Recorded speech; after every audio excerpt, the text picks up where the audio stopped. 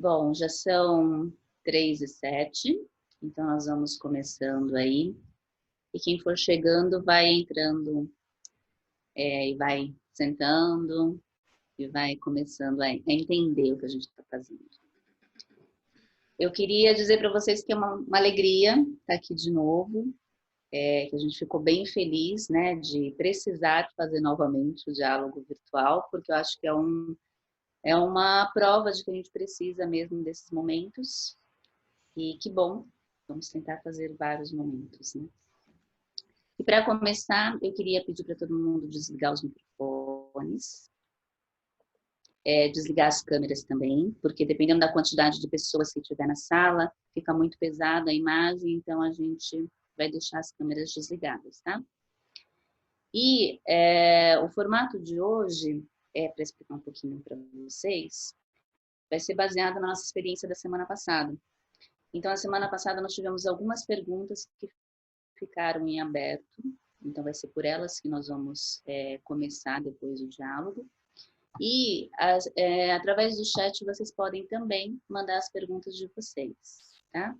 Mas, como a semana passada nós não conseguimos gravar, teve um problema, mas hoje tem várias pessoas gravando, mas a semana passada a gente não conseguiu gravar, então a gente acha melhor para a nossa organização quem enviar a sua pergunta no chat não se sentir contemplado, não durante o nosso diálogo não conseguiu tirar sua dúvida, daí a gente vai pedir para você mandar um e-mail para a Ecoara, que é no e-mail eventosecoara@gmail.com. Você coloca a sua dúvida e a gente vai responder o mais breve possível. Tá bom? Vamos lá, deixa eu ver como nós estamos aqui, 25. Tem gente para liberar, Iri? Você acha que pode começar? Pode começar. Tá bom. Todo mundo, mais uma vez, desligar aqui as câmeras. Inclusive, eu vou desligar um pouquinho a minha câmera, porque nós vamos fazer um momento inicial, onde a gente vai tentar se conectar de uma outra forma. Nós temos aqui uma tela entre nós, uma distância, né? Não conseguimos ver os nossos olhos. Então, nós vamos, através da nossa audição, procurar aí essa conexão. Então, com 3 respirações.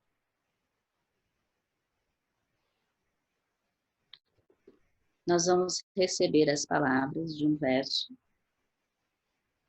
de Karl Kornig, que é um pediatra austríaco, muito inspirado no Rudolf Steiner, e que trilhou um grande caminho aí na pedagogia curativa.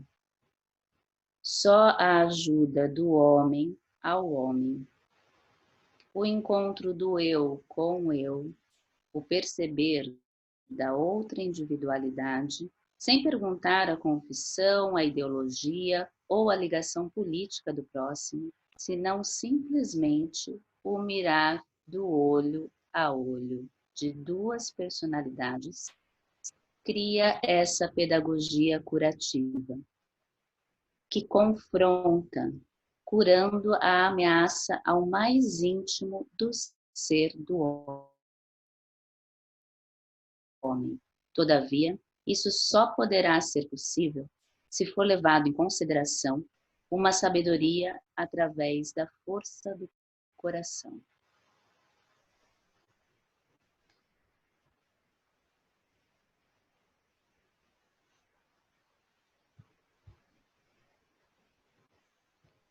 Deixa eu voltar aqui a minha câmera e eu não estou conseguindo, cadê?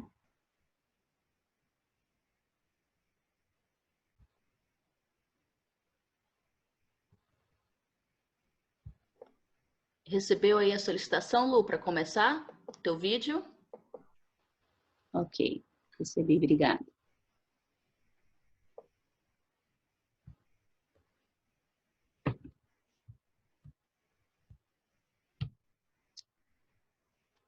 Bom, gente, mais uma vez, boa tarde. Muito bem-vindos. Meu nome é Luciana, eu sou professora de trabalhos manuais da Escola Waldorf Equara. E eu estou aqui com essa missão de de facilitar um pouco esse nosso diálogo, né? É uma missão que não é muito fácil, então vocês, por favor, tenham bastante paciência, porque a gente está aprimorando aí as ferramentas tecnológicas.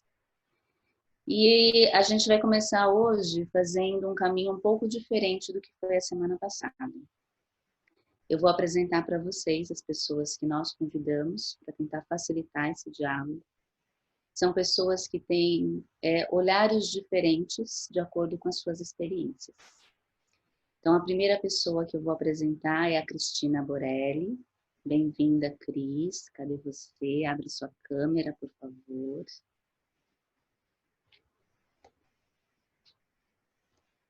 Essa é a Cris. Bem-vinda, Cris.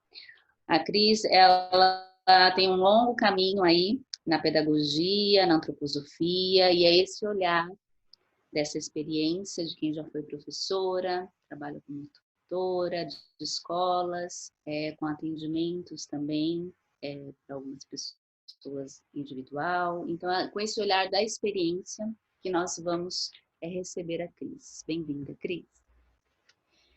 Temos o olhar do Fred. Cadê você, Fred?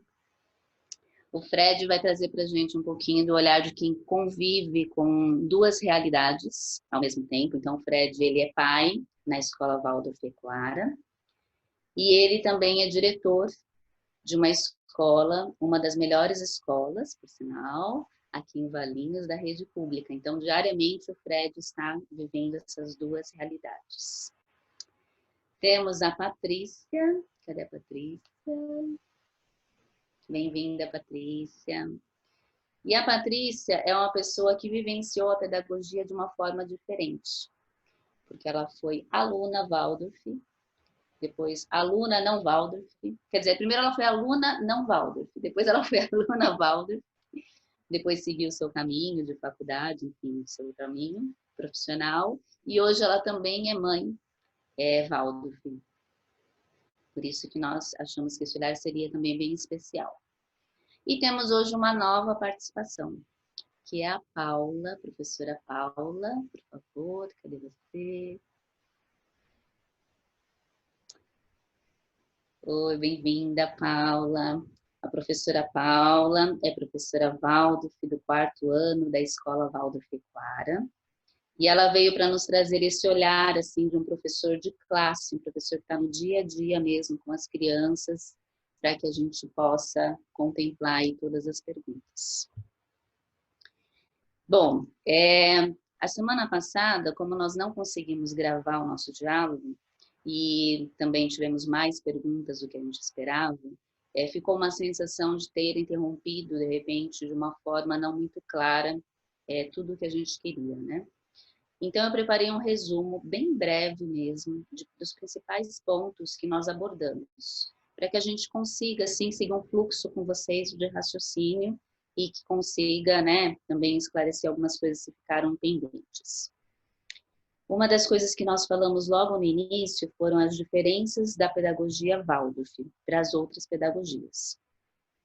Então, nós falamos do olhar para o desenvolvimento da criança, nos âmbitos do querer, do sentir e do pensar.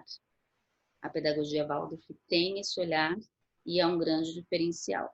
E ela olha também de forma individualizada para cada ser. Então, por isso que nós temos um professor durante longos anos, um longo período com as crianças, para que enxergue a evolução dessa criança, para que entenda o ritmo dela, para que consiga, em cada um mesmo, proporcionar esse desenvolvimento.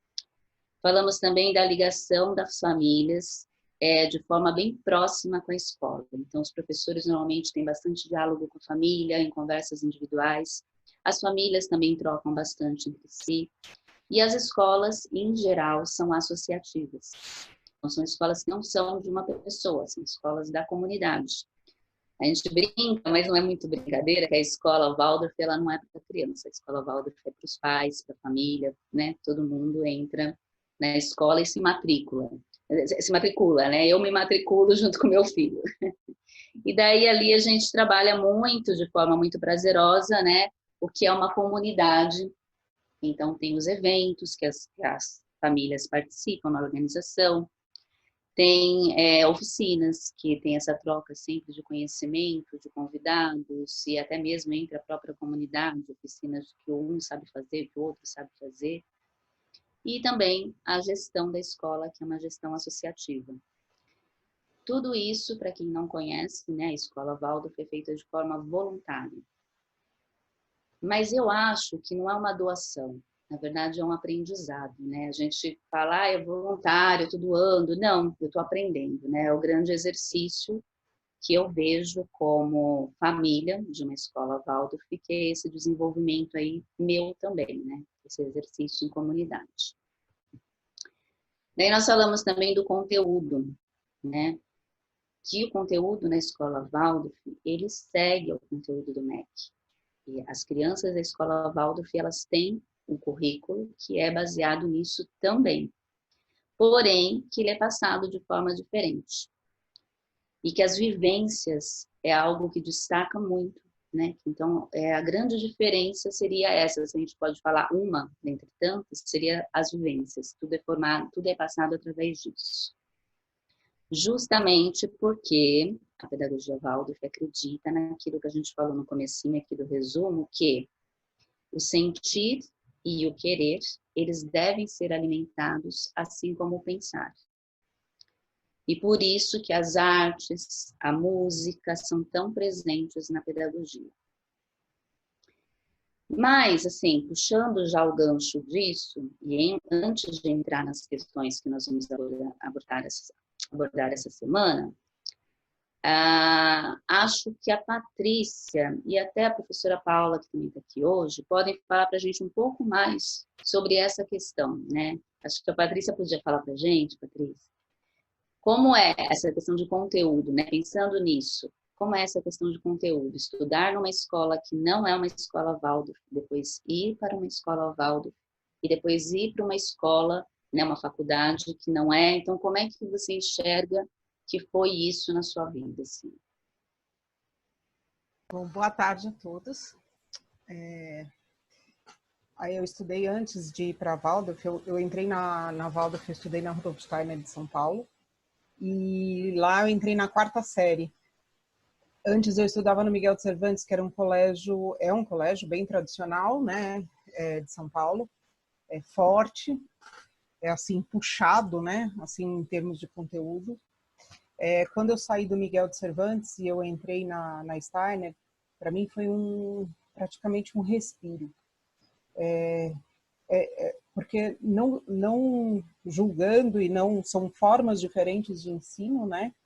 Mas quando eu tive a chance de vivenciar isso dentro de uma outra pedagogia do que não a tradicional, eu senti um respiro. Então era como se, tipo assim, fizesse assim, né? Eu entrei lá e falei, gente, que escola é essa? Que é isso?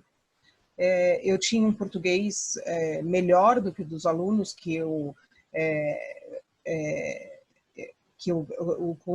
da classe que eu entrei. Eu acabava ajudando eles, né? Porque eu tinha um conteúdo que foi um pouco mais forte na outra escola. Nessa quarta série que eu entrei.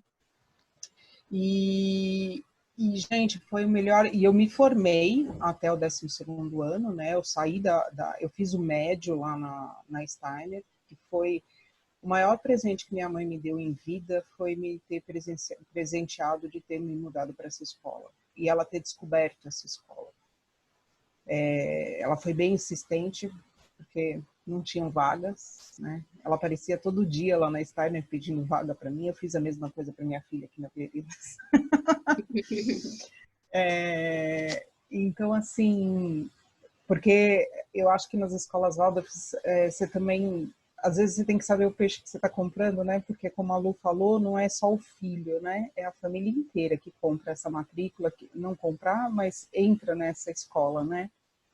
Então, as vivências que eu tive no médio, o conteúdo que eu tive no médio, todos eles é o conteúdo que tem na escola tradicional. Só que é passada de uma maneira diferente. É passada através de vivências. Para vocês terem ideia, um exemplo prático agora, a gente entrou em quarentena, minha filha mais velha está no 10º ano, e ela adora biologia. E a gente estuda em épocas, né, na escola Waldorf, que são épocas. Então, são 3 a 4 semanas que um professor dá aquela matéria, pelo período da manhã, e depois essa matéria dorme de novo, e depois de algum tempo ela vai ser acordada no aluno novamente, né? Mas isso se chega ao conteúdo que precisa dar naquele ano. Ela falou, mãe, a minha época de biologia foi adiantada, eu vou ter agora. Mas isso pela grade horária dos professores, super. Eu falei, filha, é o que tem para hoje, paciência. Mas ela ficou chateada porque ela não iria ter as vivências, isso foi fala dela também. Então é assim, tudo que eu tive na escola, é lógico, aquelas matérias que eu mais tinha proximidade, que era história da arte, que eu amava. Eu vou em museus hoje, eu vejo obras de arte em livros, eu lembro, aquilo vive dentro de mim. Então eu ouço uma música clássica, eu consigo uma música brasileira ou qualquer outra que seja uma cultura, essa parte cultural, artística, né? A gente sabe fazer trabalhos manuais, tem uns que sabem, outros não. A maioria, não é que todo ex-aluno Waldorf é artista, tá? E sabe fazer isso até hoje, não. Então, por exemplo, a gente estava falando agora, eu cantar, eu sou um desastre. Eu tive que fazer uma peça de 12º ano que eu tive que cantar sozinha. Coitados dos professores que colocaram eu para cantar. Então, tipo assim, cada um tem suas habilidades, que às vezes você descobre uma habilidade nova, uma habilidade existente no mundo, mas que numa escola tradicional isso não é passado, não é dado como conhecimento, né? Então, principalmente quando a gente trabalha com as mãos, a gente trabalha num outro âmbito, né? Que é o fazer, viver aquilo. E ficou isso na minha alma, assim. Então, eu olho um quadro, me emociono, eu olho ouço uma música, talvez eu não saiba o nome da pessoa que escreveu a música, mas eu consigo sentir aquilo de uma forma diferente, né? Porque talvez eu tenha tocado na flauta, talvez eu tenha visto apresentações de outros alunos, algumas peças de teatro que a gente vê e vivencia lá também de uma outra forma, então você ouve aquilo e fala, aquilo é daquela peça, aquilo, né? Então, e trabalhos manuais também, então o que você vê hoje explodindo, que sai muito mais, aparece muito mais, né? Um macramê da vida, ou tricô, ou isso e aquilo, que terapeuticamente é bom, a gente já tinha essas vivências lá na escola, né? E você olhando, você fala assim, aquele pontinho ali não é assim, é assado. Fazer a meia, fazer... Então, são coisas que a gente vai passando ao longo desses anos dentro da escola e cada ano tem um motivo de você estar fazendo aquele trabalho manual, vivenciando aquela música, vivenciando aquele conteúdo. Tudo é conforme a biografia humana, né, olhada. Então, é a hora que você tem a maturidade para estar vivenciando aquilo. Então, nesse sentido, por isso que a escola Waldorf é muito boa para qualquer ser humano, né, que vai construindo, porque tudo faz sentido dentro dela. É isso, gente. É muita coisa para falar, mas eu também não quero atrapalhar, porque tem muito assunto, tem muita pergunta aqui, todo mundo falando. Ô, Paty, só uma coisa. Foi perguntado como você se sentia em relação ao convívio com as outras crianças das escolas normais. A pessoa escreveu, eu acredito, de outro tipo de pedagogia. Existia uma certa sensação de deslocamento, de alguma forma. Eu nunca tive isso, porque as outras pessoas que eu tinha convívio eram meus primos e os meus vizinhos, né?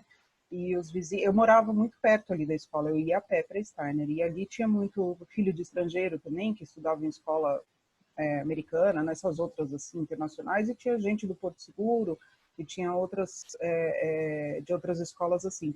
Eu nunca tive esse problema, e engraçado que eu tenho muita amiga que estudou no Porto Seguro, que hoje os filhos estão em escola Waldorf, em São Paulo. Tá. Entendeu? Mas eu não tinha problemas, assim. Às vezes olhava o meu irmão fazendo tricô, falava, fazendo tricô? Tô. Então, e tipo assim, a gente brincava muito de rua, né? Então, era no brincar de rua que a gente se encontrava. Então, não tinha, eu não vivenciei esse tipo de problema, não. Legal. Obrigada, Paty. Paula, você quer falar alguma coisa ainda? Você acha que precisa completar?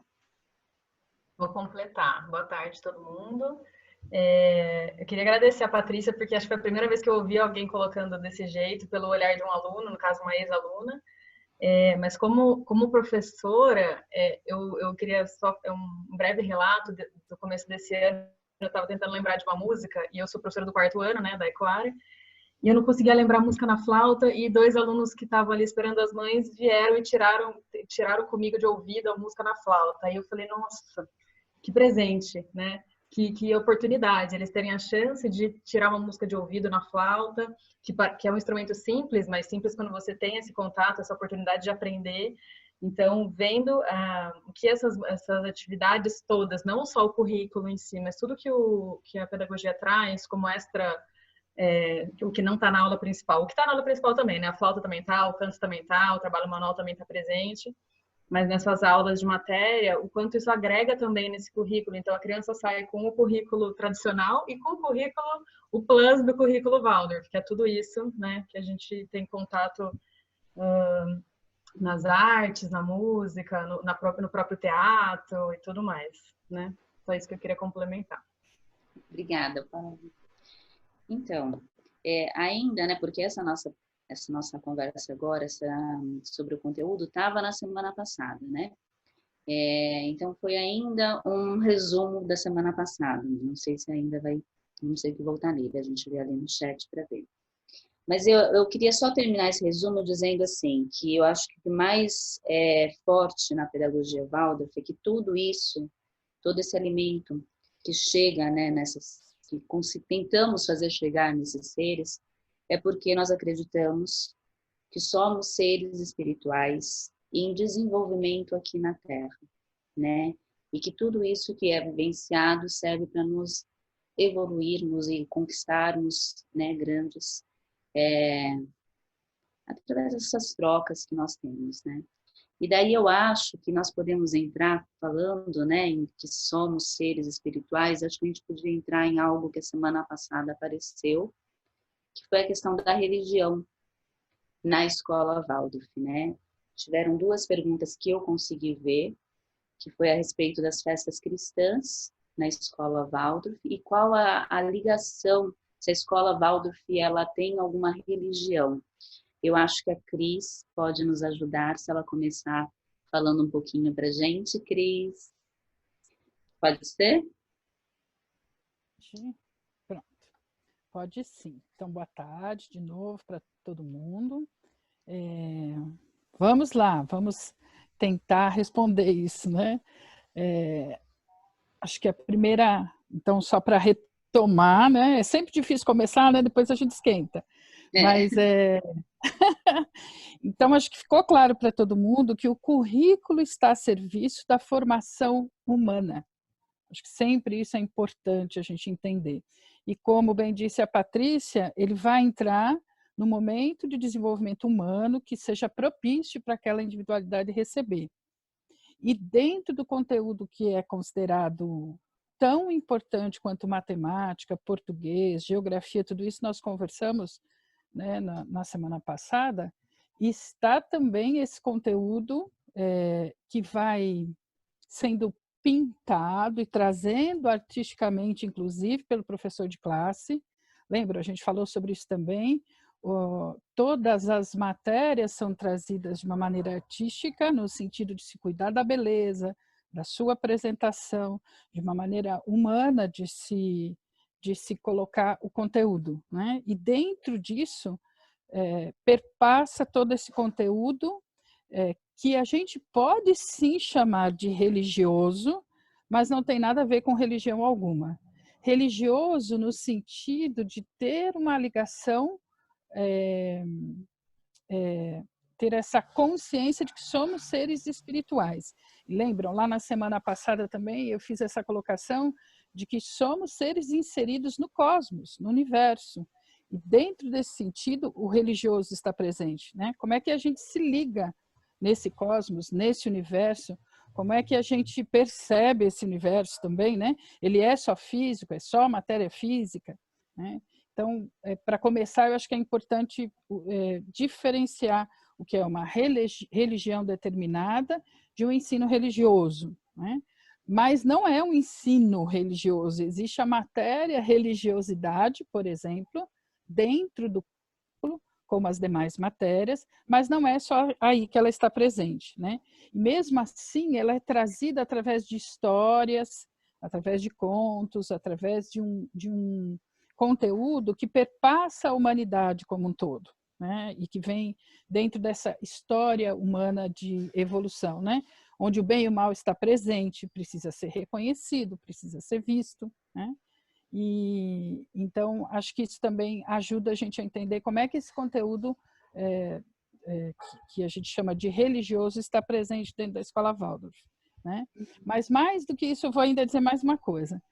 Quando nós falamos que a individualidade, o eu humano, é o que temos, né, como a centelha espiritual em nós, e que se desenvolve através do nosso corpo físico, através dos nossos hábitos, né, da vida que a gente vive aqui, através desse âmbito da vida dos sentimentos, quando estamos falando do eu, estamos falando de algo que é religioso em nós, né?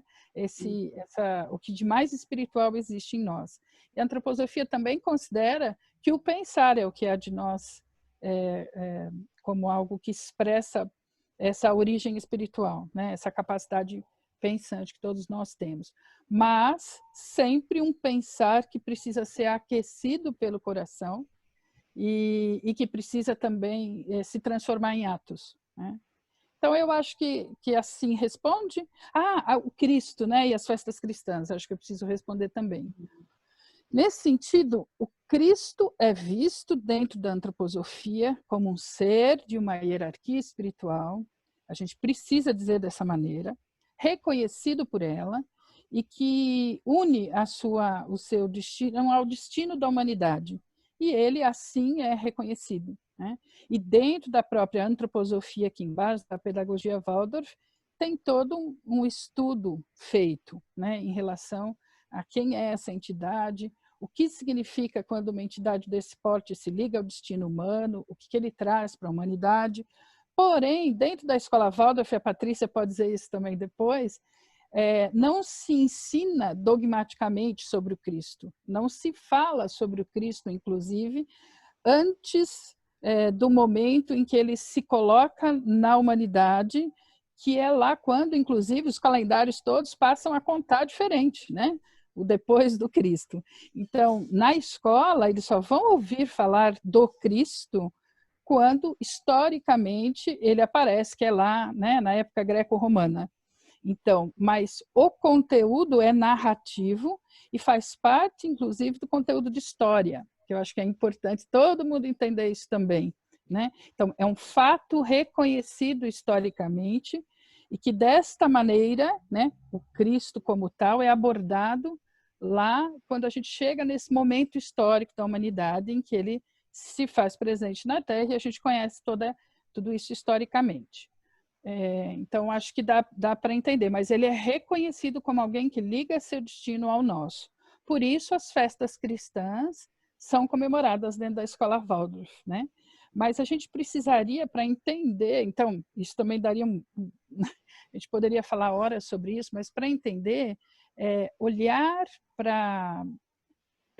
então, de forma alguma olhar para isso como algo ligado a determinada religião, mas sim o que o Cristo, em essência, trouxe para a humanidade, né? Então, observar como foram esses 3 anos na vida adulta aqui vividos e o que é que ele trouxe, de fato, como proposta humana, né? Fora isso, só quero falar mais uma coisa sobre a religião que eu acho que é importante, religião não, desculpa, sobre se ela está presente ou não dentro da escola. Steiner fala que é muito bom, sim, que a criança passe por ensino religioso, mas isso é opção da família, tê-lo ou não. A gente tem na escola Waldorf pais ateus, mas é importante que eles saibam que nós temos uma orientação, né, que olha para o espiritual e o considera dentro do desenvolvimento, dentro da educação e do ensino.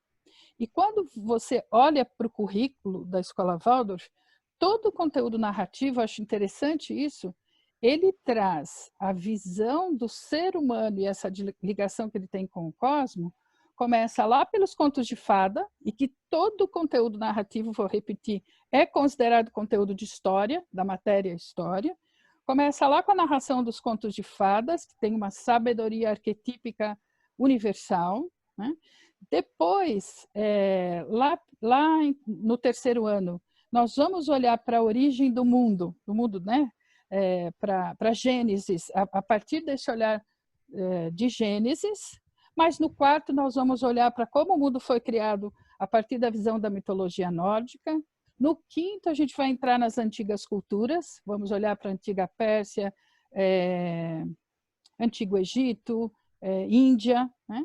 Então, para as pessoas entenderem que esse âmbito humano em que essa ligação com o espiritual se faz, vai sendo trazido ao longo do currículo de diferentes maneiras, mas ele é reconhecido.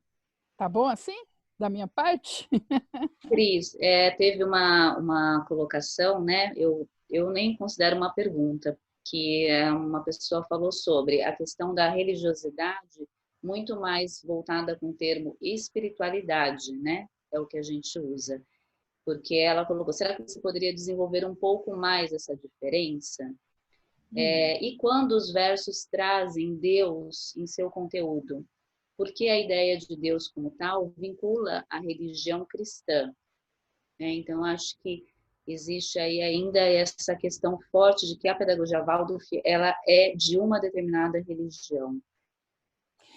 Eu acho tudo isso bem interessante e bem importante, que nós que estamos envolvidos com a pedagogia Waldorf, cada vez olhar mais para isso, com mais cuidado, com mais atenção, né? E então é interessante porque realmente tem alguns versos em que a palavra Deus aparece, ela tem razão, né? Mas na verdade, quando falamos nesse sentido, né, estamos falando de Deus mesmo, como ele é visto, né, dentro de algumas orientações, mas a ideia é essa representação de um ser espiritual maior do que nós, né, e a quem a gente pode se reportar. Mas eu acho interessante essa pergunta, porque eu também me pergunto como será que é numa escola de orientação judaica que existe, uma escola Waldorf, existem muitas no mundo, ou de orientação budista, que também existe e que pratica a pedagogia Waldorf.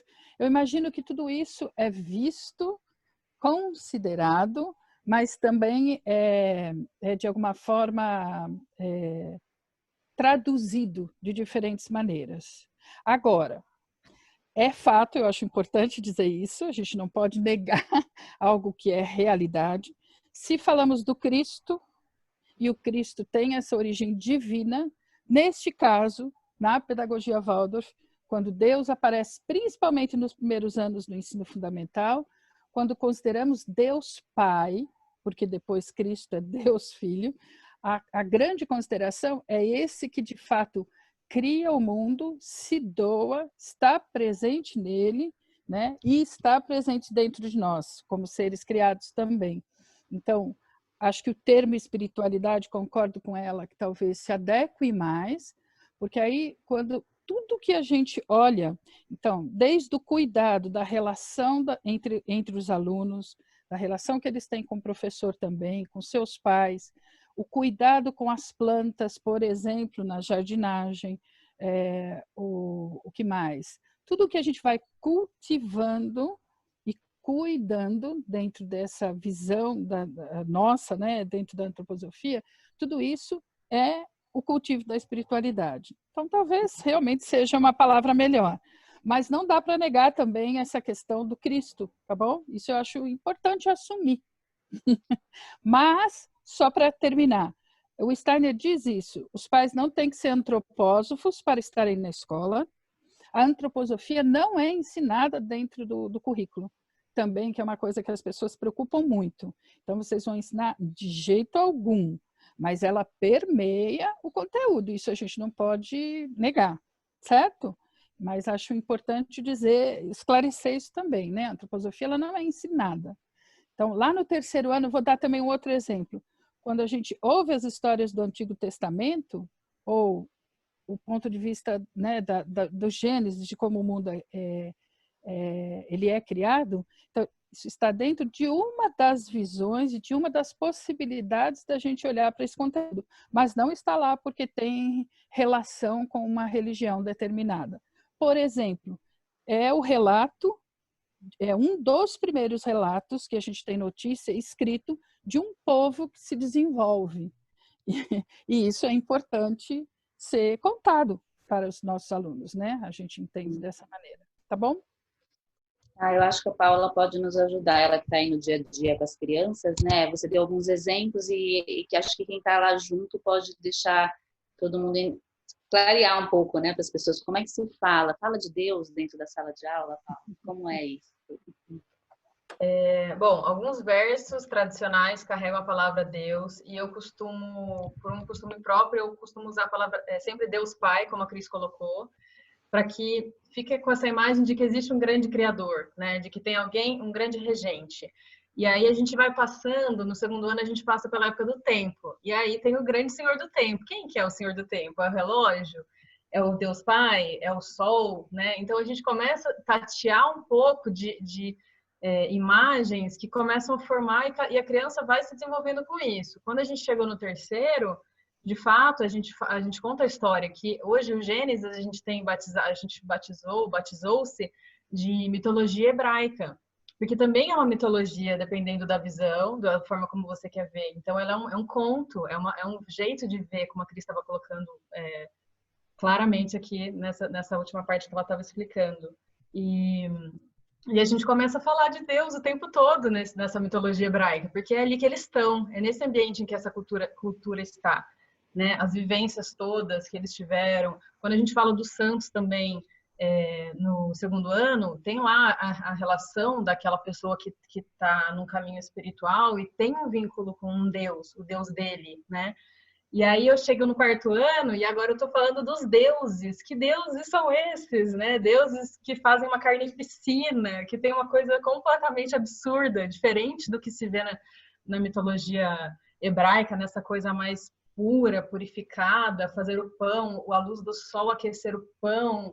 Então, assim, são vivências de Deus e deuses e uma relação que ao longo do currículo inteiro ela vai sendo transformada, né? Então, ela vai sendo talvez polida, construída, né? E aí o que a gente traz, essa religiosidade como a gente está trazendo, seria nesse ambiente respeitoso, de veneração, de cuidado, de veneração pela vida, de presença, desse eu presente. Então, quando você senta com as crianças e fica em silêncio por 5, 10 minutos, se for preciso, até que se faça silêncio para fazer o verso da manhã ou o verso do lanche, o que isso mostra para a criança? A gente tem que agradecer. Então, é uma gratidão, né? Esse ambiente respeitoso com a vida, com a presença humana. Então, é por aí que a gente vai chegando, né? O verso da manhã, diversas vezes, o professor que nunca fez isso, que atira a primeira pedra, que terminou o verso, as crianças estavam brincando, estavam, enfim, rindo, fazendo alguma coisa, a gente começa o verso de novo. Vamos fazer agora em silêncio, agora respeitosamente, né? Então, é mostrar também essa presença desse respeito, desse cuidado com a vida, com o outro, que daí a gente começa a entrar em questões que vão muito além, que hoje são questões moderninhas aí, que é respeito, que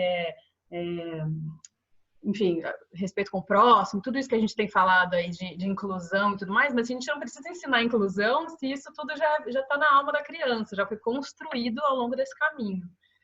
E eu queria responder com relação a essas duas perguntas que foram feitas sobre as mitologias. Dá para falar, Lu? Só vou completar uma coisa antes, a partir do que você disse.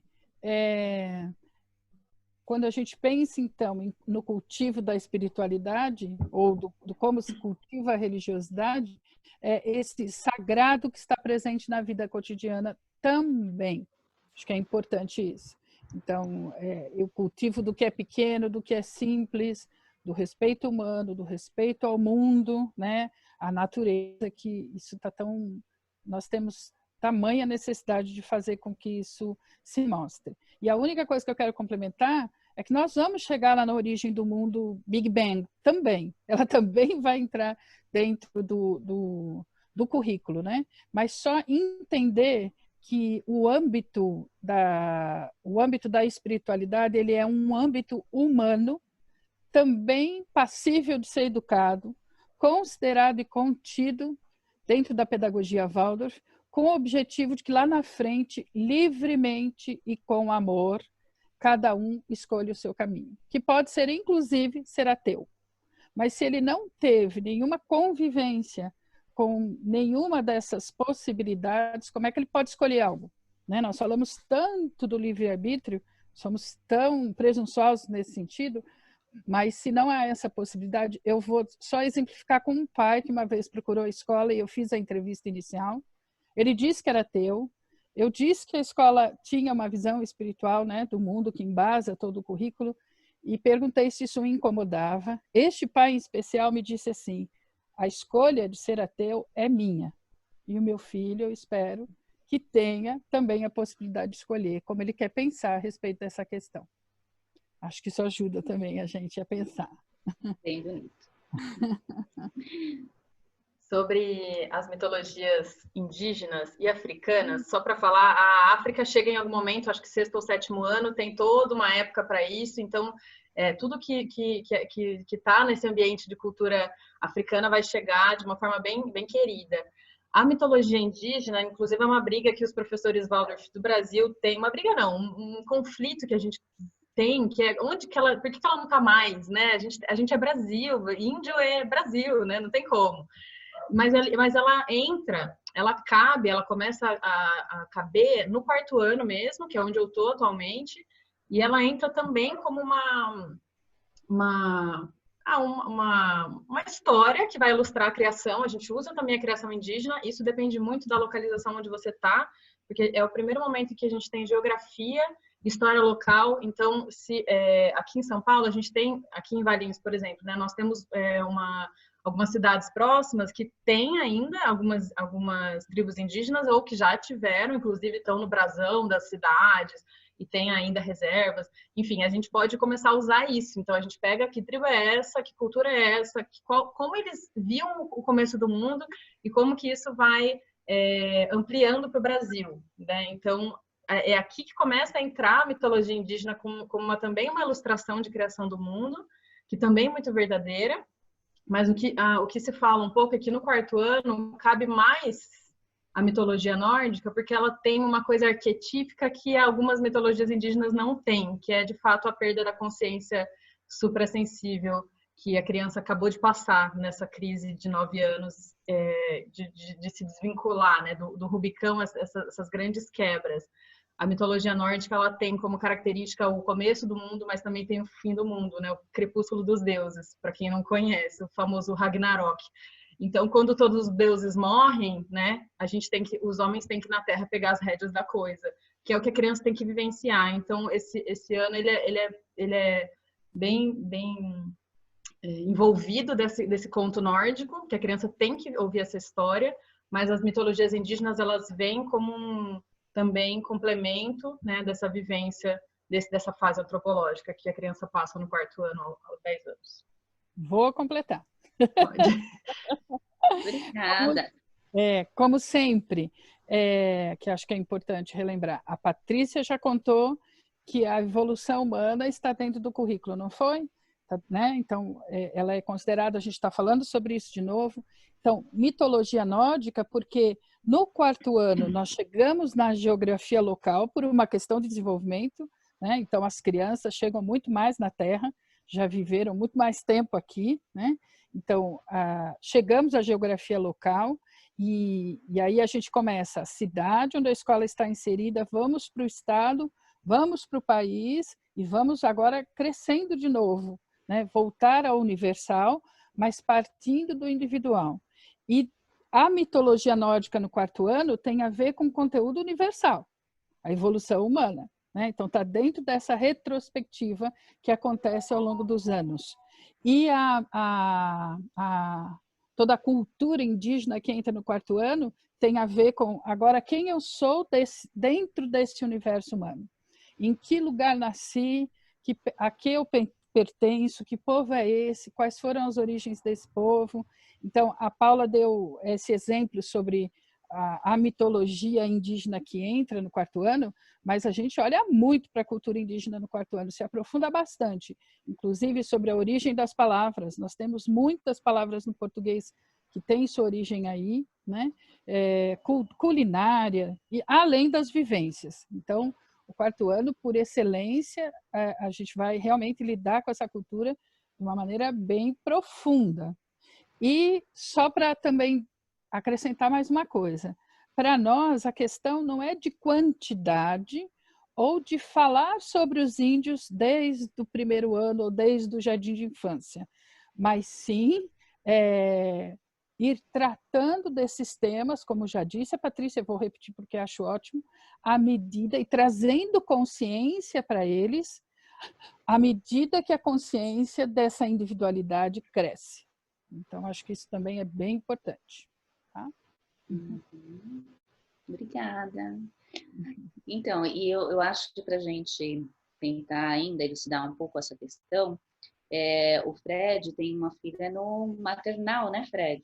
E eu acho que ele podia dizer para a gente assim, como é a sensação como pai, como chega essa religiosidade da escola Waldorf na casa dele, como ele sente isso, se ele liga isso a alguma religião, né? Porque a intenção é essa, que a Cris e a Paula colocaram, e como que chega, né? Acho que o Fred podia falar um pouquinho para a gente. Olha, eu ia só pedir para me manifestar bem brevemente sobre isso, porque eu compartilho de uma outra colega que colocou ali, porque eu me consideraria um tanto agnóstico, digamos assim. Então, para mim, como pai, ir para a escola Waldorf e optar pela escola Waldorf, uma das questões foi a questão da não religiosidade, eu também concordo, espiritualidade, e desse desenvolvimento dessa questão. Então, ainda mais agora com que as colegas colocaram, a Cris, a Paula, colocaram de uma maneira maravilhosa, achei ótimo, porque eu fico até mais tranquilo para entender e pensar até essa questão dentro de outros âmbitos, né? Como eu sempre tento fazer o paralelo na escola pública, a gente tem o princípio da laicidade já do ensino, né? Por outras questões aí que eu acho que se justificam ou não, não sei, se é uma questão para pensar. Mas aí eu vejo, voltando da minha filha, que é importante ela ter acesso a toda essa questão, que a Cris falou, para mim é maravilhoso.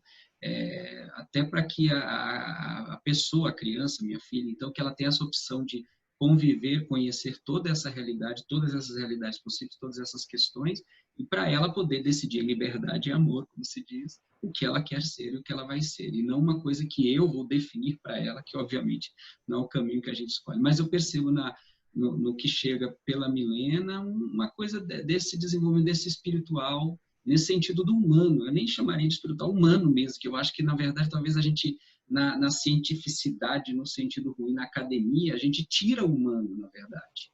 A gente quer tanto tornar aquilo em quadradinhos, de um jeito complicado, que tira o que é humano. Então, eu acho que, na verdade, a pedagogia Waldorf é isso, é o mais humano possível, né? De mostrar todas essas questões. Acho que é isso. Obrigada, Fred. Patrícia, quer falar alguma coisa? Podemos avançar? Ou pode ser só breve, porque de tudo isso que falou, eu também vejo a aula em si, né, a aula de religião dentro porque ainda tem o nome aula de religião, né, estudo religioso, são conceitos morais, é a moralidade, é o respeito pelo outro, é o respeito pelo animal, pela natureza, pelo ser humano que está do nosso lado, uma fraternidade.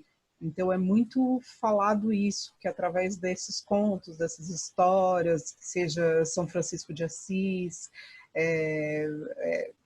são homens santos, mas que também tiveram seus feitos, né, seus feitios. E é muito difícil falar isso. Eu sou cristã, não sou católica, mas para mim o Cristo e esse ritmo das festas cristãs é tão importante quanto o ritmo nosso do dia a dia, né? Que faz a gente passar ao longo do ano. e isso ajuda a balizar todo o currículo também, mas não que ele esteja baseado numa religiosidade, né? Numa religião, né? Exatamente o que a Cris trouxe. Precisa assumir, né, Cris? Mas é isso, e com muito... E tinham alunos na minha classe que também eram ateus ou eram de outras religiões e estávamos todos juntos, né? Nunca ninguém teve um caso de alguém que se recusou a estar numa aula dessa ou criticar, mas sim, debates, conversas, quando você vai crescendo mais e no médio você tem aula que você vai aprender e você vai olhar, fazer estudos de todas as religiões, né, de outras religiões para olhar para isso de uma maneira mais ampla, para aprender o que o outro, a religião do outro também é uma religião, né, e daí entra nessa questão em religião mesmo, mais para o médio, né, então... Só para complementar isso, que o respeito, principalmente, é o mais importante que era colocado nessas aulas, que ficou para mim, pelo menos. E não estou falando do que minhas filhas aprendem hoje, eu estou falando do que eu vivenciei. Legal, Paty. Obrigada.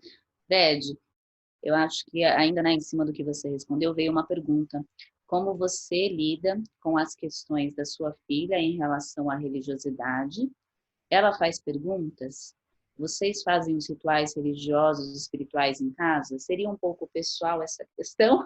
Você quer responder, Fred, ou não? Respondo dentro do possível. Olha, eu acho que ela ainda não traz essas questões... Eu não identificaria como propriamente religioso, porque, de novo, eu estou colocando... eu acho que é mais, a gente até mistura um pouco, mais como humano, como incompleto. Eu vejo...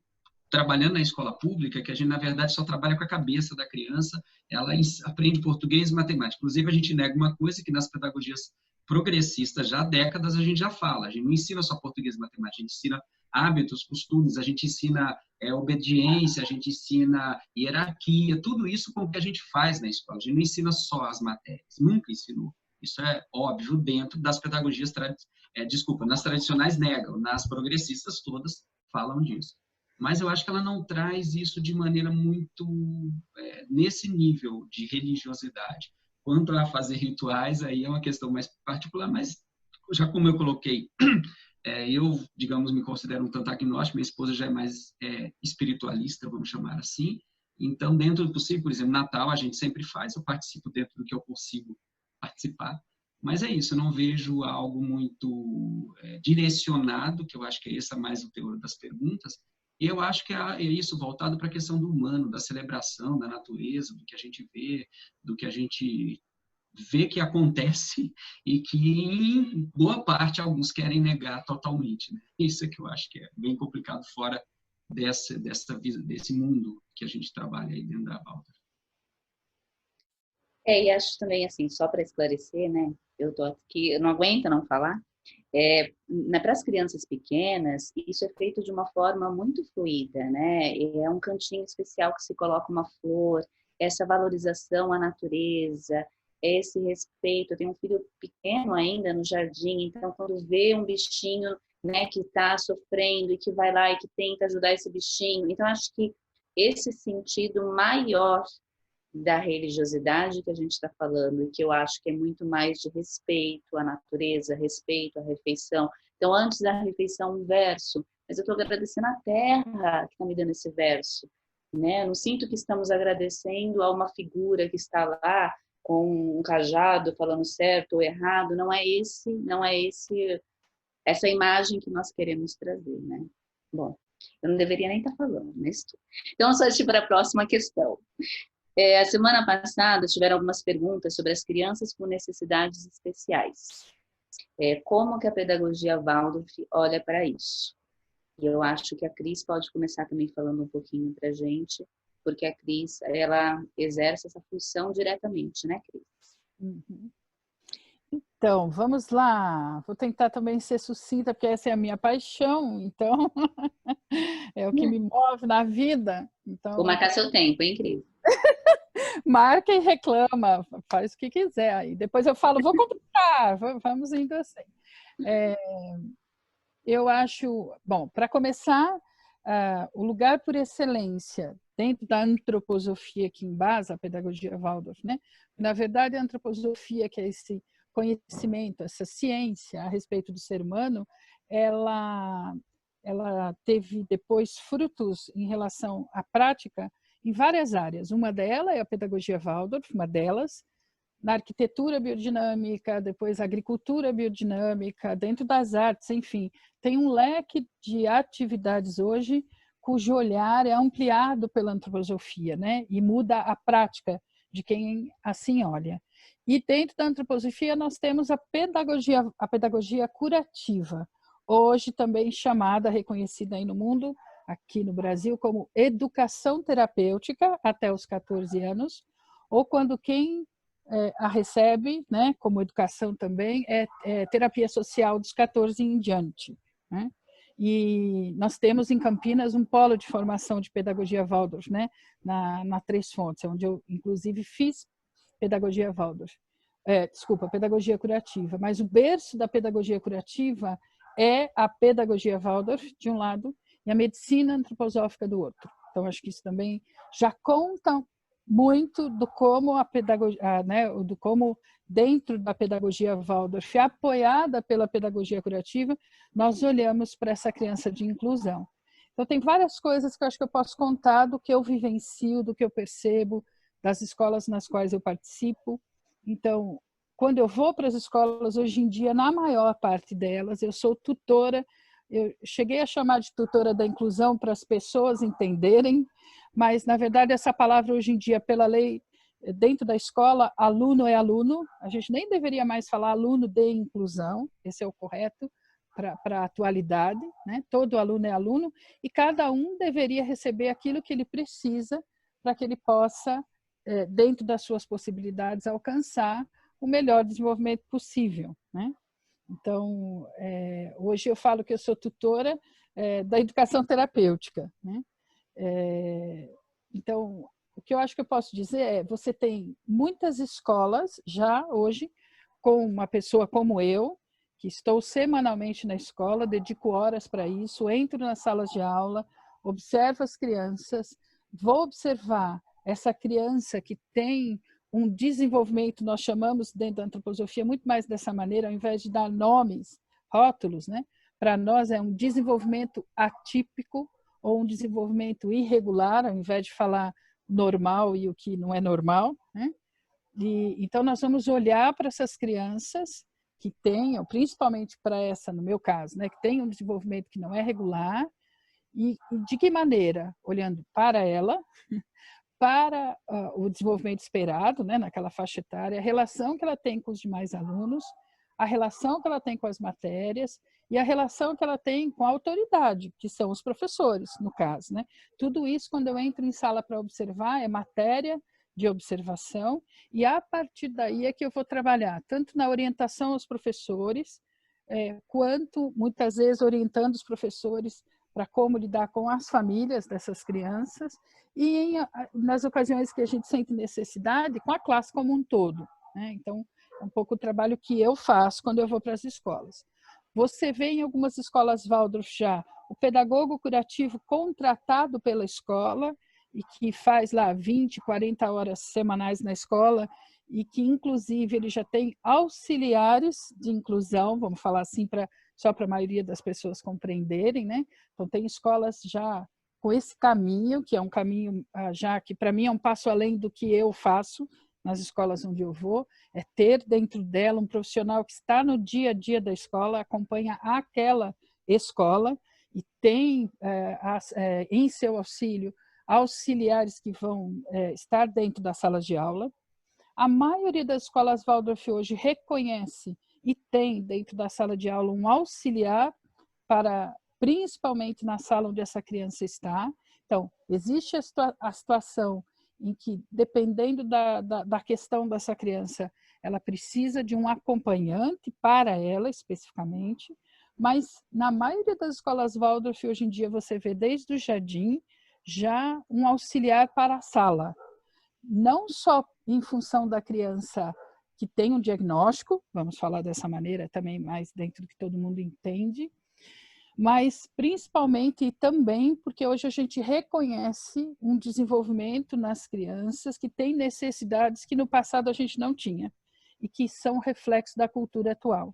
Então, dentro da visão da pedagogia curativa hoje, dentro da visão, né, do que a gente faz dentro das escolas Waldorf como apoio, está esse olhar para as crianças que eu chamo de crianças da atualidade. E que, na maioria das vezes, a Paula depois pode me dizer se ela concorda ou não, dão, entre aspas, mais trabalho do que as crianças especiais de fato, que têm uma deficiência diagnosticada, né? Então, então, nós temos uma visão mais ampla do que é inclusão, apesar de que, para a diretoria de ensino, essas crianças da atualidade não são crianças de inclusão. Mas como a palavra, hoje em dia, isso que eu vou repetir, né? Nós não deveríamos dizer alunos de inclusão, mas sim alunos, essas necessidades todas para a gente devem ser cuidadas, né? Então, tem também equipe de apoio já dentro das próprias escolas, existe o que eles chamam de apoio pedagógico, então tem escolas que têm um trabalho com extra-lesson, que é dentro da antroposofia também, uma formação que olha para o desenvolvimento irregular e percebe que aquele aluno precisa de algo a mais além das aulas. Então, tem 1000 possibilidades dentro da antroposofia, além da pedagogia Waldorf, da pedagogia curativa, que é o meu caminho. Agora, eu vou só dizer algo pessoal, do que eu sinto, de como isso anda pelas escolas Waldorf. Para mim, anda tanto quanto anda nas demais escolas. Nós temos um caminho muito longo para trilhar ainda, para que inclusão de fato se faça. Nós temos muita dificuldade ainda, inclusive nas escolas Waldorf, de fazer verdadeiramente essa inclusão acontecer. Quando a família está junto, e é uma família estruturada, vamos dizer assim, não estou falando de famíliazinha burguesa, tá bom? Mas família, seja ela como for composta, mas que sustenta e que tem uma saúde nas relações, o caminho normalmente é árduo, mas é bom. Mas a gente também muitas vezes, isso com qualquer criança, né? Mas quando essa estrutura, essa saúde não existe, a conversa com a escola também, muitas vezes, ela é muito complicada. Então, acontece o mesmo que eu vejo acontecer em qualquer escola. O Fred também pode contar um pouco como essa relação com a família da criança que necessita, às vezes, desses cuidados especiais, né? Então, eu percebo que nós, como escolas, precisamos avançar muito ainda. A gente engatinha nessa questão da inclusão. Eu sonho com muita coisa ainda sendo realizada, mas em todas as escolas que eu vou hoje eu vejo um empenho, um interesse e um desejo de que todas as crianças possam ser atendidas, cuidadas e vistas dentro da escola Waldorf, dentro da sua integridade. Isso me faz bem feliz, porque o dia que isso não acontecer, eu não estarei mais nelas, né? Estarei em outro lugar. Mas a gente tem muita coisa para andar ainda, né? Então, mas é algo muito bem cuidado dentro das escolas. Então, só para repetir, uma escola como a Ecoara, que tem uma tutora de inclusão, significa que ela se preocupa com essa questão, que ela tem um caminho, e hoje em dia as escolas Waldorf, a maioria delas tem esse caminho sendo trilhado, reconhecido. Tá bom? É isso que eu ia falar. Eu acho que em relação a essa tutora de inclusão, essa pessoa que pode dar esse olhar, eu acho que é uma grande diferença, né? Que a gente pode levantar, né? Existe alguma situação em que uma criança com necessidades especiais não seria aceita numa escola Waldorf? Boa pergunta. Que bela pergunta. Olha, pela lei, se há vaga, ninguém pode dizer não, né? Então, não existe restrição para que uma criança seja aceita, não só na escola Waldorf. Nisso, de novo, nós estamos dentro da lei como qualquer outra escola, né? O não existe. Porém, eu sempre converso isso com os professores, nós vamos dizer sim porque somos obrigados, ou de fato nós queremos assumir a educação dessa criança aqui dentro dessa escola, porque isso faz muita diferença. Então, dentro daquele olhar que nós conversamos agora há pouco sobre o que é reconhecer o ser humano em diferentes âmbitos, para mim, esse reconhecer que somos seres espirituais que têm uma biografia humana, e aí o Fred trouxe muito bem essa coisa do humano está faltando dentro da maior parte das escolas. Para mim, a questão de se lidar com a criança de inclusão é essa também. O quanto, como seres humanos, de fato somos inclusivos, de verdade. E a gente está vivendo um momento na humanidade assim, em que está ficando muito claro, como seres humanos, quais foram os caminhos que nós trilhamos e temos trilhado em relação a isso tudo, né? Então, às vezes, no discurso somos inclusivos, mas na prática não. Por outro lado, acho que também é super importante a gente entender que a gente não se inclui em tudo, né? Ainda bem. Então, tem determinados lugares, determinados grupos que eu não faço questão de me incluir mesmo, porque tem um caminho, tem uma direção que, para mim, não é pelo bem humano, né?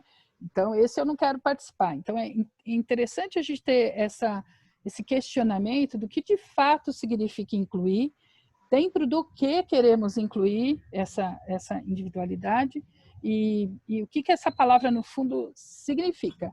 Se ainda precisamos usá-la, é porque a sociedade está bem mal das pernas, né? Porque quando você olha para comunidades pequenas, em lugares bem distantes, o que você vê é que dentro de uma comunidade, de um vilarejo onde existe alguém especial, ele é cuidado pelo vilarejo inteiro e ele faz parte da biografia daquele lugar, né? Então, quando a gente precisa pensar muito sobre isso, Steiner fala isso. Quando a humanidade precisa pensar muito sobre alguma questão, é porque ela está muito afastada dela. E eu acho que a inclusão traz isso para a gente. Mas na prática, agora eu quero falar da prática. Existem casos que são muito complicados de você incluir. Então, a gente não pode ser romântico, nem hipócrita, em dizer que tudo corre super bem em todas as escolas, todas as inclusões são passíveis de darem certo. O que eu vi nesses 15 anos já acompanhando tudo isso para todas as famílias que entram na escola, eu, quando estou, de alguma maneira, diretamente nessa conversa inicial com a família, nem sempre estou, eu digo, nós vamos trilhar um caminho, só que o caminho é de mão dupla. Tem a parte da escola e tem a parte da família, né? Tem uma parte que cabe a cada um de nós, fora a comunidade, a sociedade, né? Porque tem a própria comunidade da classe, a comunidade escolar. Então, é um processo amplo, um processo de inclusão, né? Mas é um caminho que tem que ser trilhado com cada um. Não existe receita, não existe regra, né? E o que eu percebo ao longo da caminhada é que eu já falo isso hoje para o pai que entra. Falo, porque enquanto tudo vai bem, vai bem. Quando nessa caminhada tem alguma discórdia, aí o bicho pega, né? Então, eu já ouvi coisas horrorosas de pais, que porque aí a gente fez uma colocação e havia daí uma diferença de como a gente queria conduzir a questão, aí eu era mentirosa, a escola não era inclusiva, era tudo uma mentira.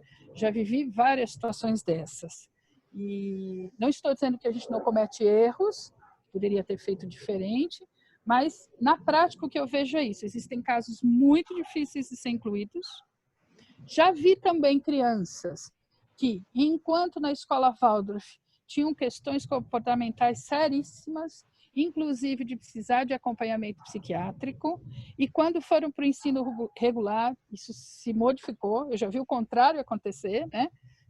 Na escola Waldorf ser muito mais complicado para essa individualidade, e eu fiz questão de acompanhar a criança e perceber que ela está melhor numa escola que não é Waldorf, mas eu, Cristina, advogo isso, não é porque a escola Waldorf não consegue abarcar essa criança, é porque nós, seres humanos que estamos naquela escola, não demos conta dela.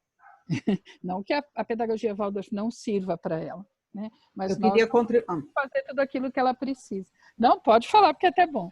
Mas acho que deu para ter essa ideia. Então, só para dizer, o caminho da inclusão tem que ser construído com a família e com a comunidade inteira, com muito cuidado e muita atenção. Tem alguns casos que dão certo e tem casos que não dão certo. É isso. Obrigada, Cris. Quer falar, Paty?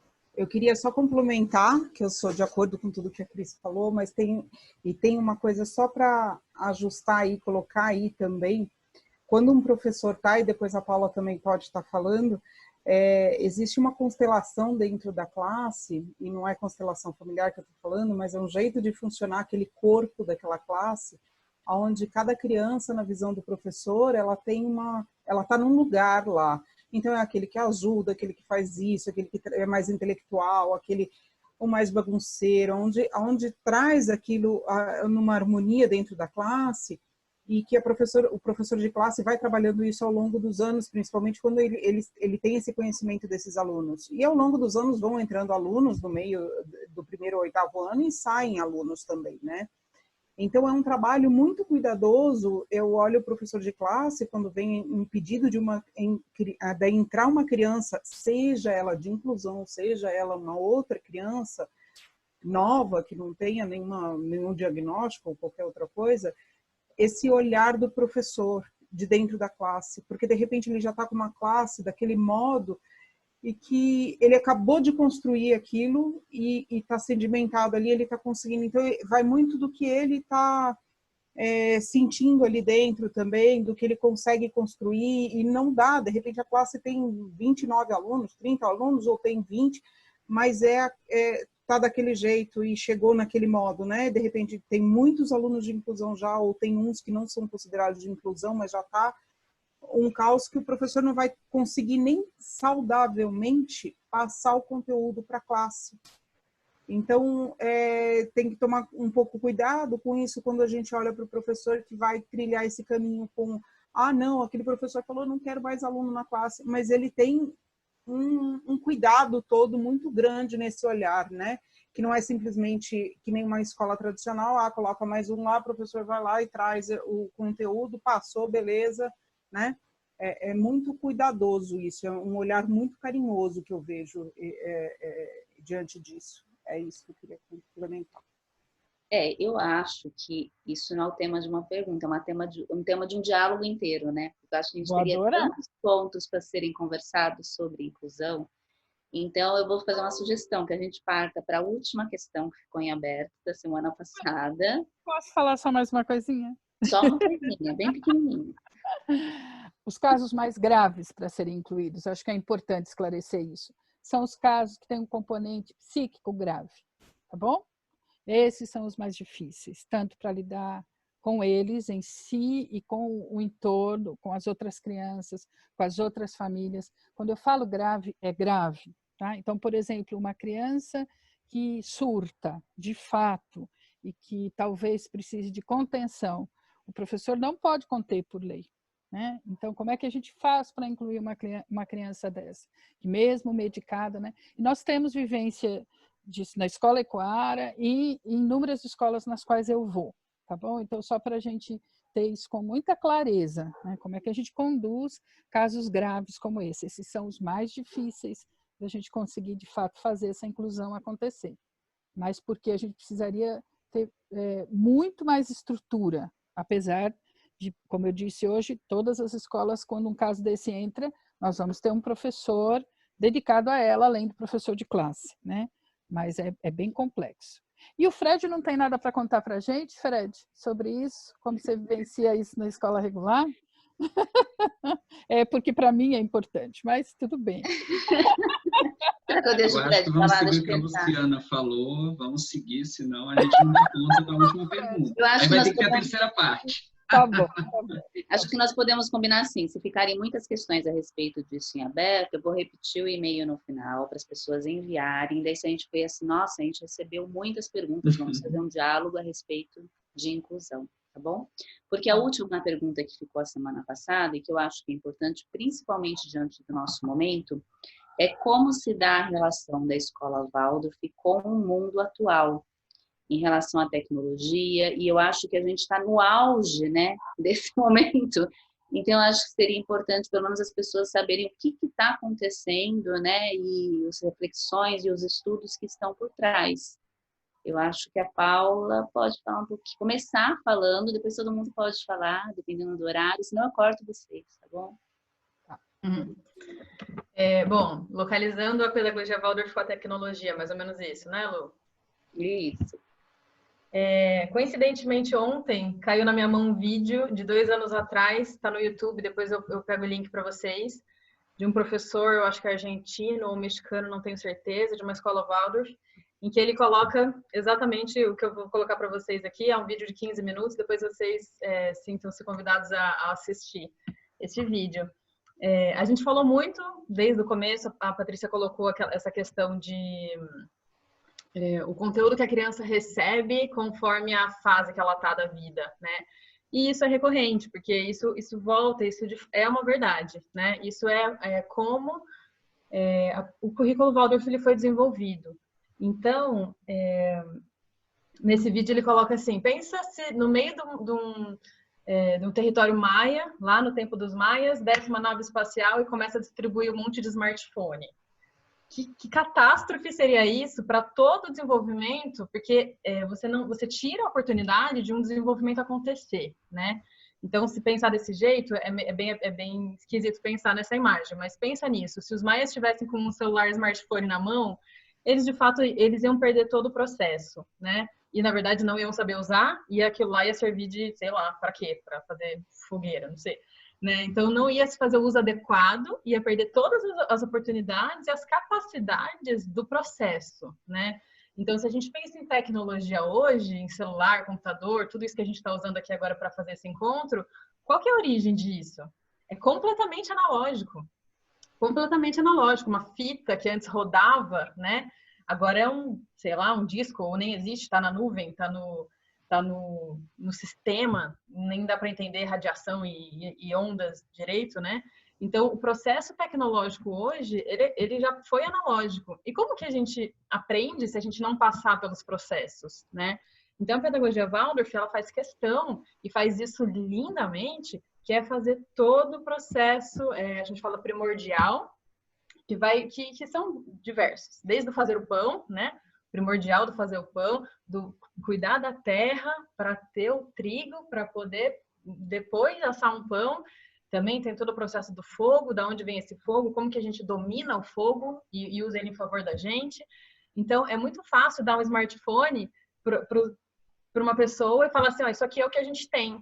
Mas de onde veio isso? Né? Como que chegamos até aí? Então, cada ano, desde o maternal, no infantil, no jardim, né, e no fundamental, conforme a idade da criança, a gente vai apresentando o que ela vai depois entender, que isso é parte do processo, né? E no futuro, sim, ela vai entender como funciona o dia, porque a gente está no mundo tecnológico, isso é muito importante, a gente não pode abdicar disso, a gente não pode ignorar isso. Nesse vídeo, inclusive, o professor fala, não é uma tecnofobia, a gente não tem fobia, a gente só quer fazer da forma certa, do jeito certo. Né? Então, isso entra em diversas questões, inclusive sobre, nessa fase agora de quarentena, oferecer ou não aula, videoaula para a criança, como que a gente quer expor essa criança, né? Então, também uma conversa que ela é muito profunda e vasta, porque a gente tem que mergulhar na antropologia humana. A antropologia humana espelha o desenvolvimento da humanidade. Então, quando eu falo que os maias não podem receber um smartphone, é a mesma coisa que dizer que um bebê não pode receber um smartphone, né? E que eles não têm a capacidade cognitiva, como a Cris mesmo sempre colocou, a gente não dá feijoada para um recém-nascido, ele não sabe digerir, né? Então, o que isso vai causar nesse ser? A gente tem que fazer essa relação e a gente tem que ter essa responsabilidade. Né? A escola Waldorf, a gente assume a responsabilidade, todas as escolas, né? Mas quando a gente estuda e a gente entende o desenvolvimento humano, a nossa responsabilidade dobra. Então, assim, o professor Waldorf que ignora, depois que estuda antropologia humana, não pode mais pecar nisso. Tem que saber o que a criança precisa receber em cada fase da vida dela. Né? Então, assim, é como você quer o fruto sem cuidar da terra, sem regar a árvore e querer, de repente, que o fruto apareça. Né? Então, a gente precisa passar por todos os processos. É o único jeito humano, respeitoso, disso ser feito. Né? Então, por isso que a pedagogia Waldorf, a gente é muito firme nessa questão e quando chegar a tecnologia, vai ser de um jeito completamente diferente. Não vai ser um jeito entregue. A criança, o jovem, a criança, o adolescente, quer dizer, o jovem, o adolescente, eles vão começar a ter um contato que já vão estar prontos, né? Já vão saber digerir o que é isso que está chegando, né? Então, a gente se situa nesse lugar, a gente tem que entender onde a criança está no desenvolvimento, a gente tem que abrir mão, não pode abrir mão disso, a gente tem que entender que se a gente começar a fazer algumas concessões, e libera um pouquinho, pode um pouquinho, você vai ver que no futuro, é isso que a Cris estava colocando das crianças da atualidade, algumas questões vão voltar. Se a criança começar a comer feijoada desde bebezinho, talvez ela tenha alguma doença do sistema digestivo.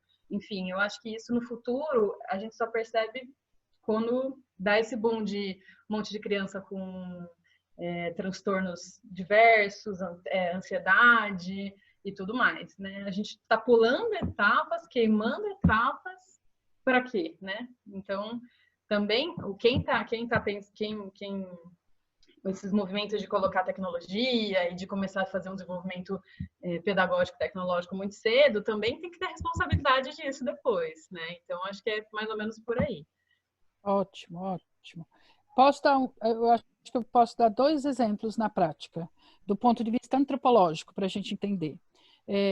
Quando nós nascemos, nós temos potencialidade para o desenvolvimento em várias áreas, né? Dentre elas, desenvolver visão e audição.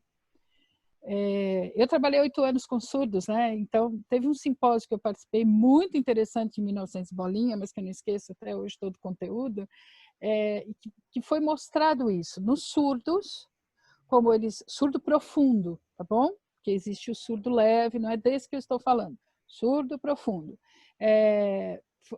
Um neurologista mostrou para a gente que as células auditivas não se desenvolvem, porque a audição não é estimulada. Em contrapartida, a visão, tato, né, e as células visuais, por exemplo, ele mostrou, crescem exponencialmente até mais do que alguém que ouve e escuta. Então, é maravilhoso você pensar que no ser humano as coisas acontecem dessa maneira, né? Então, fora isso, o que é um desenvolvimento saudável visual para uma criança pequenininha, para a menina, para a filha do Fred? Ela precisa conhecer o mundo, e não o mundo através de uma máquina. Porque na máquina, o mundo real não se manifesta, né? É uma imagem dele. Pode ser linda, pode ser bela, pode ser válida, mas não é o mundo. Então, quando a criança é pequenininha e que ela está lá, vamos imaginar, ela está dentro da casa do Fred, está dentro do quarto, está no ambiente dela ali, e o Fred leva ela para passear na natureza. Lá, eu vi lá uma foto dele com ela lá no meio dos girassóis. Olha o que acontece com a visão, por exemplo, né? Vou tentar exemplificar melhor ainda. Bebezinho, quando ainda não se senta, qual é a visão que ele tem do mundo? No mínimo é para cima, né, do teto, daquilo que a gente às vezes enfeita ali, da mãe, do rosto da mãe, do pai que vai aparecendo, né? Depois ela se senta. Então, o que acontece agora com a visão dessa criança? Quando ela se senta, ela começa a ter a visão do quarto agora, ou para onde a família vai levá-la, enfim. Então, para a gente percebendo isso. E quando a criança anda, né? Enfim. E quando ela vai para a natureza, imagina a filhinha do Fred dentro do quarto e agora ela vai para um lugar amplo, que tem outra luz, que tem ela vai, né? O espaço é muito mais amplo, a natureza está presente. E aí essa questão do perto, longe, diferenciação de cores, todas essas percepções, essas sensações vão sendo educadas e percebidas pela criança. Hoje em dia já se tem estudos que a criança pequenininha, que usa desde cedo e exageradamente um tablet ou celular da mãe, na hora que nós vamos para o restaurante, hoje a gente vê isso realmente a pedagogia Waldorf não quer ver acontecer, né? Num ambiente de alimentação, onde as pessoas deviam se encontrar, não se encontram, está todo mundo lá no celular, e na maioria das vezes a gente dá o celular para a criança pequena para ela ficar quieta, mas o que acontece com as crianças que usam exageradamente telas? Vão desenvolver miopia. Não desenvolveriam. Então, hoje você já ouve oftalmos, optometristas, pessoas que trabalham e pesquisam essa questão da visão, dizendo que nós vamos ter um boom aí de crianças com miopia por causa do uso exagerado de telas.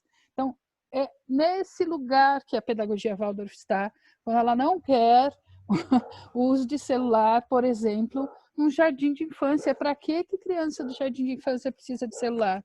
E o outro ponto a relação, primeiro, precisa ser com o ser humano para ser humano. Como é que a gente pensa no respeito humano mútuo ser desenvolvido se a relação humana não é considerada e nem cultivada? Então, a figura do professor para a escola Waldorf não é aquele que é autoritário, não deveria ser, mas ser uma autoridade que a criança ama, porque é alguém que traz um conteúdo para ela que sem ele ela não teria acesso naquela idade, porque depois, na idade adulta, ela vai ter acesso a tudo isso. Então, eu vou dar o último exemplo. Aí a gente diz assim, por exemplo, o pai fala, mas ela assistiu um documentário da National, nem sei se é assim que fala, Geographic. Poxa, ela vai ver um documentário lá sobre os animais, é tão interessante, mesmo um bebê, né? Mesmo uma criança pequena pode ver. Então, o que aquilo me mostra de fato sobre o mundo animal? É um aspecto, e é um aspecto bem da ciência, da biologia. Animal é só isso? As pessoas que gostam dos cães, dos gatos, têm em suas casas, aqueles programas traduzem essa relação que a gente tem com os animais, né, que estão presentes em nossa vida, né, só para a gente entender um pouco. E eu, como observo muitas salas, já observei desde o jardim até o ensino médio, dentro da própria escola Waldorf, aquele aluno que tem acesso demais à informação, por exemplo, no 7º ano, quando o professor começa a falar sobre um assunto, ele é aquele que fala e muitas vezes ele tem muito mais informação do que o professor. Não quer dizer que ele tem sabedoria, porque ele não respeita o professor, não respeita o colega, não sabe estar no social. Então, é uma grande pergunta essa, né? Também. Só para completar. Acho que você completou e fechou, Cris. Não sei, não sei, não sei. Nós estamos no nosso horário, né? Já passamos um pouquinho.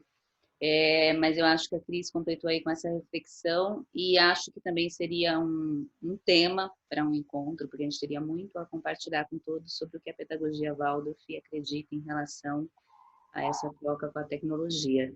Mas eu acho que a questão da vivência é o mais forte que a gente pode levar desse encontro. A pedagogia Waldorf, ela preza pela vivência e pela troca, né, desses seres que estão em desenvolvimento. Então, acho que isso que a gente pode levar. Vivência aquecida pelo coração. E pensar iluminando os sentimentos, mas também aquecido pelo coração. Acho que o que o Fred falou, né? Sendo seres humanos melhores. A história lá, o que é ser Waldorf? Não existe o que é ser Waldorf. O que para nós acho que existe é a pedagogia Waldorf é uma opção, uma das inúmeras para sermos melhores seres humanos. Eu acho que todo mundo concorda com isso. Uma delas. Bom, então queria agradecer a presença de todos.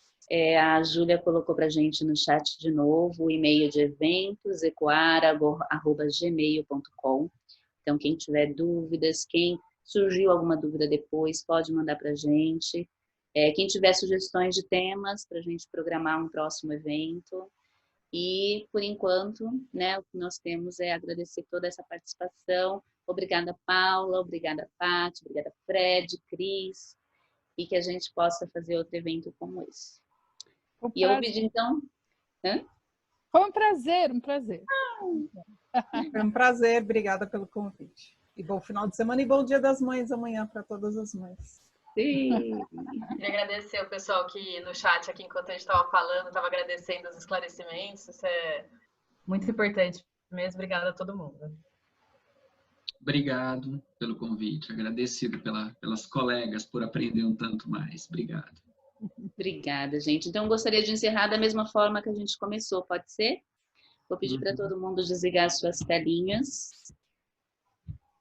Vamos ficar todos com a nossa audição conectada, para que a gente leve realmente as palavras da força e do coração. Só a ajuda do homem ao homem, o encontro do eu com o eu, o perceber da outra individualidade, sem perguntar a confissão, a ideologia ou a ligação política do próximo, senão simplesmente o mirar do olho a olho de duas individualidades, de duas personalidades, cria essa pedagogia curativa. que confronta, curando a ameaça ao mais íntimo do ser do homem. Todavia, isso só poderá ser possível se for levado em consideração uma sabedoria através da força do coração. Carl Koenig. Uma boa tarde para todos, um bom final de semana e um feliz Dia das Mães. Obrigada, gente.